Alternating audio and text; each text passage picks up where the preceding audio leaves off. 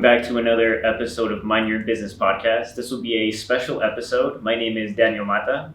And my name is Alexa Gonzalez. I'm the Student Innovation Officer here at the Blackstone Launchpad in the Maglia Center for Innovation and E-Commerce. And we have the honor to host a very special guest. His name is John Hill. If you want to introduce yourself to the listeners. Yeah, this is awesome. So I'm John Hill. I'm the evangelist at Techstars. We're the largest seed stage tech investor in the world. So we have about 4,200 companies that we've invested in globally. We operate Startup Week, Startup Weekend, which operate in 170 countries. And those are early entry points into entrepreneurship and the idea of what it takes to go into that world. For the last 2 years, I've been the storyteller on behalf of the organization. Speaking at tech conferences at universities. This is actually the 203rd university I've spoken at in person. Speaking in ecosystems, for the first 8 years, I helped build out the Techstars network. So cross-connecting founders, mentors, investors, corporate partners, community leaders on and offline. And then prior to this, I worked at a little company you may have heard of before called LinkedIn. It was in a product team. We built a bunch of products geared towards universities and higher education, which I use to this day. So that's me in a nutshell. Nice. And I live in Boston. You mentioned that you were a Techstar evangelist, right? Correct. What is a Techstar? And for our listeners, what is an evangelist? Yeah. So Techstars started out as an accelerator program. So think about it as applied education for entrepreneurs. We do take early stage tech startups, so companies that are 2 or 3 people, through a 13-week process, surround them with mentors and investors, and spin them out into the world. And so my role to begin with was to continue to help people connect back into the network after they graduated from our accelerators, similar to what a university would do with their alumni network. I have, as I said, been at Techstars for 10 years, and the last 2 as the evangelist. And for those of you who are unfamiliar with what evangelism is, because this is a unique job title and role, and I've actually been an evangelist for both LinkedIn and Techstars. The original evangelist was somebody named Guy Kawasaki, and he did it for Apple. And what Apple wanted was somebody who could tie stories to product and service. So they were building these incredible products, and they wanted to create an emotion around it, and they did it through storytelling. And so, you start to elevate what the brand is because you're even more engaged and attached to it. I do the same thing for Techstars. So I try to get people excited about entrepreneurship, and by proxy, excited about Techstars. When I was at LinkedIn, I did something very similar. Cool. That's a pretty good explanation. How important is branding for a business whenever you're starting up or for a startup? And what advice would you give to startups who need help with branding? Yeah. Just know, anybody who's starting a company, we're all fallible. We have areas we're strong at and areas we're not. In fact, a lot of the companies I work with are really good at product development or product and service creation. Generally good, we have a lot of engineers that are founders because we work in tech, but they may not be good at HR or go-to-market or marketing, and branding is part of it. And so always find the thought leaders or subject matter experts out there who can fill the bucket. You can tap into their knowledge to help you and support you. Utilizing it from a UTEP perspective, you have people who have graduated who've gone into the field of brand development, brand creation, that as alumni, say, or a student entrepreneur, I can tap into and they can support and help me out. So, lean into your networks to find the people who have the expertise to help you grow from there, because nobody knows it all. And I'll tell you that the longer I've been in my career, the less I know. So.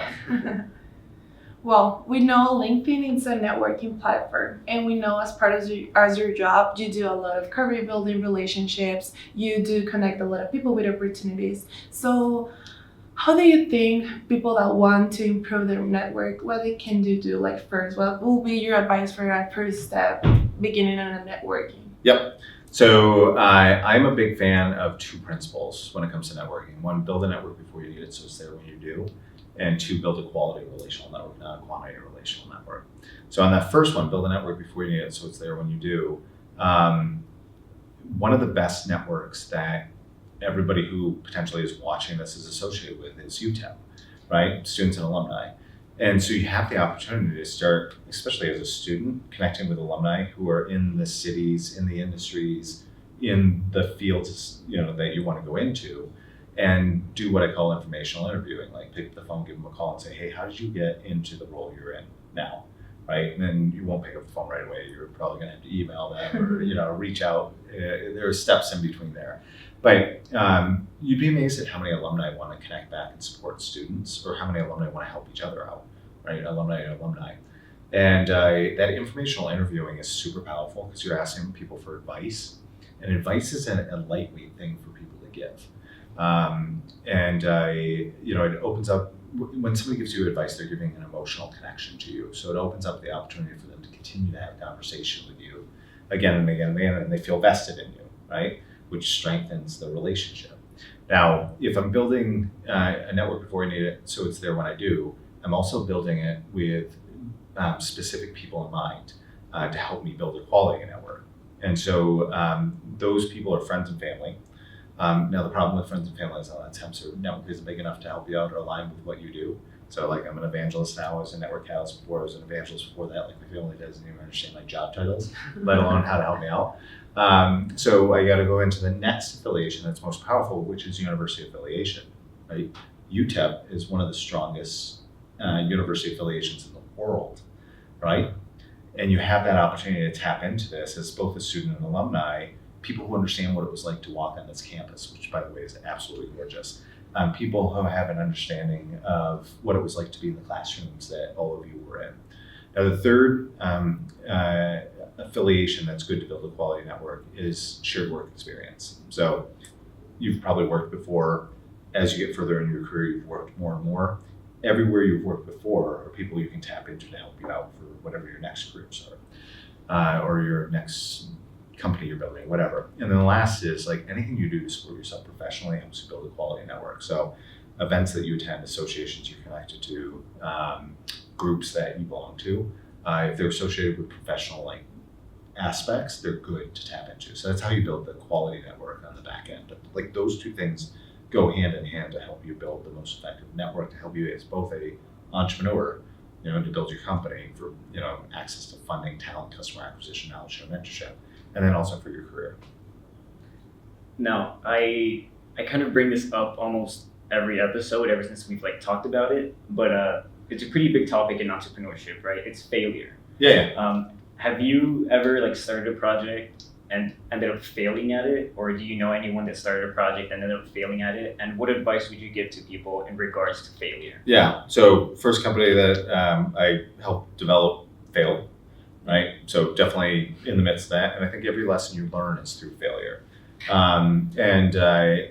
What failure teaches you to do is avoid the pathways that are dead ends, right? And allow you to iterate whatever you're developing to try the next thing and the next thing. So it's actually super beneficial because it helps you maneuver journey more effectively.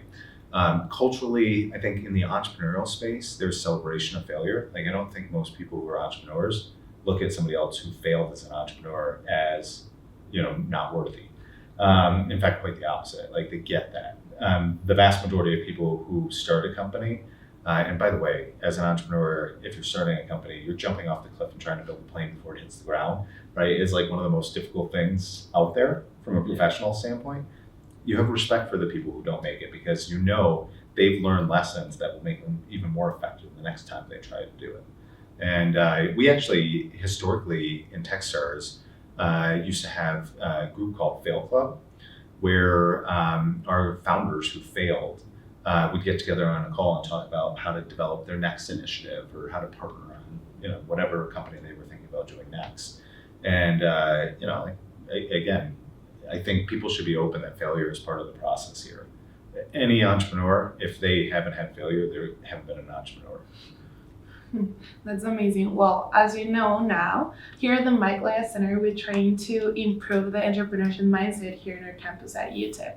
So, from your expertise point of view, which strategies or key insights do you typically or will share with faculty members to improve this mindset, to improve innovation and entrepreneurship around academics institutions? So I'm a big fan of entrepreneurial mindset, and it's not necessarily being taught in all universities, or it's being taught in pockets. So like they're saying, hey, if you have an entrepreneurial minor, you're getting part of the entrepreneurial mindset. But I'm a believer it should be thread through everything. Partly because if you put yourself in the mind of an entrepreneur, you have to think differently. And that can apply into anywhere you work. So if you work in government or university or corporate, all of a sudden you're using these skill sets that entrepreneurs use in the day-to-day to build and scale their company in an environment that doesn't traditionally have that thought process, right? So you stand out. And so the universities that do development of entrepreneurial mindset well, I think also you can witness how their students operate in the real world, and they're impactful and effective.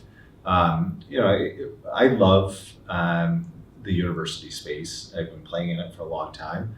I worked at Michigan State University in the past. I was the higher education evangelist at LinkedIn. I partnered with Blackstone to support their launch pads, which actually represent UTEP as well.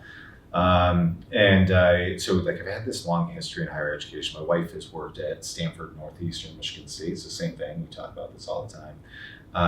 What I love about universities is they don't bend to the whims of the day. And so they've been teaching similarly for hundreds of years.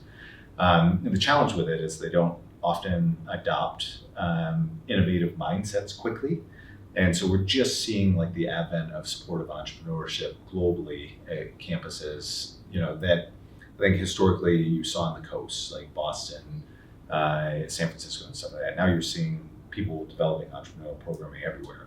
I think now the next natural step is to infuse the thought process of building a company into every student here, to make them the entrepreneur of themselves. Yeah.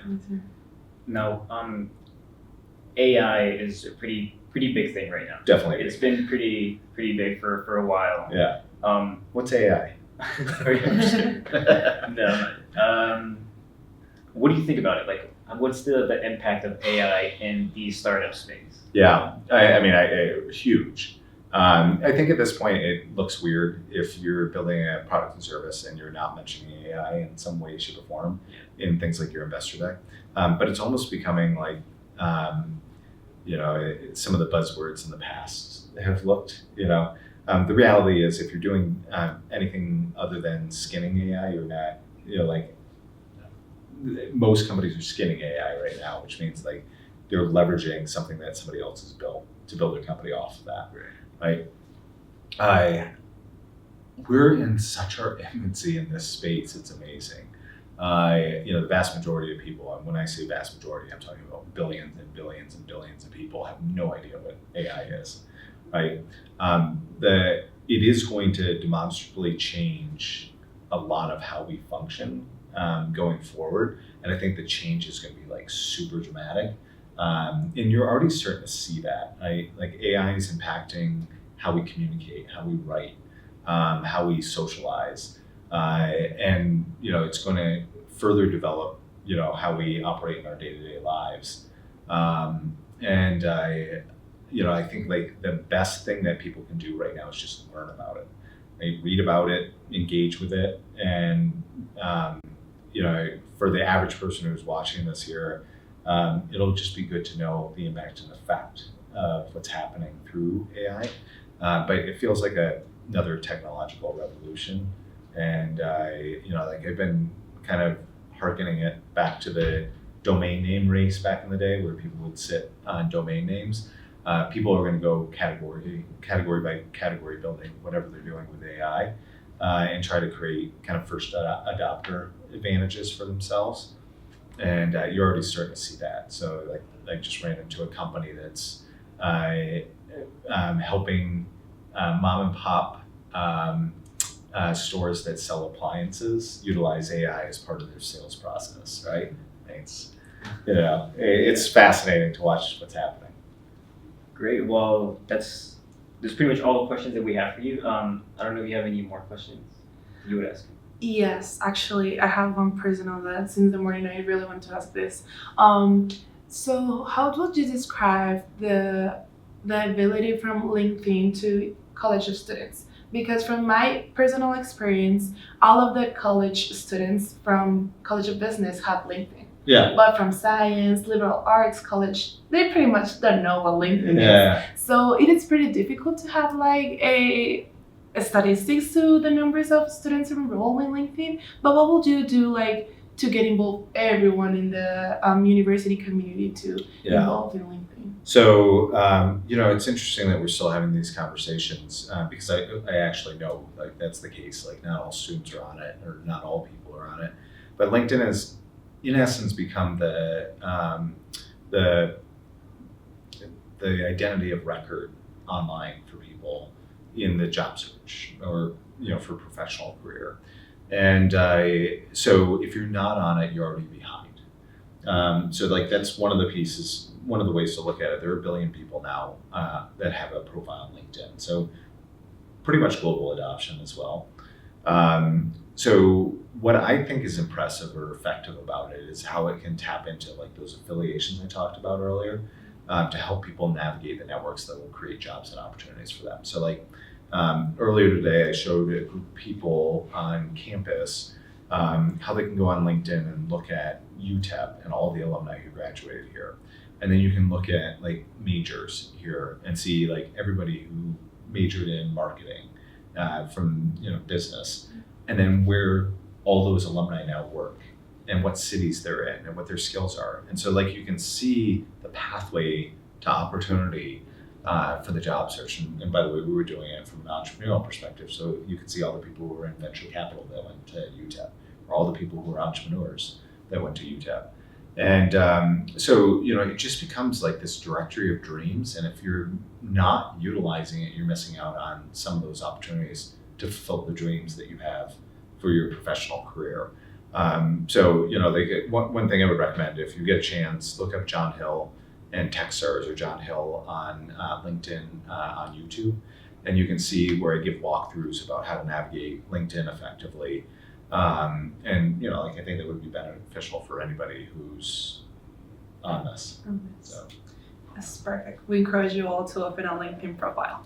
Well, that's pretty much it. Thank you, John, for your time and your valuable insights. It's really appreciated. Thank you all listeners to be here present today. We hope to see you here soon. Thank you from Studio G, Blackstone Launchpad, and Michael A. Center for Innovation and Commerce. Yes, stay tuned for our upcoming seasons, and remember to always mind your business.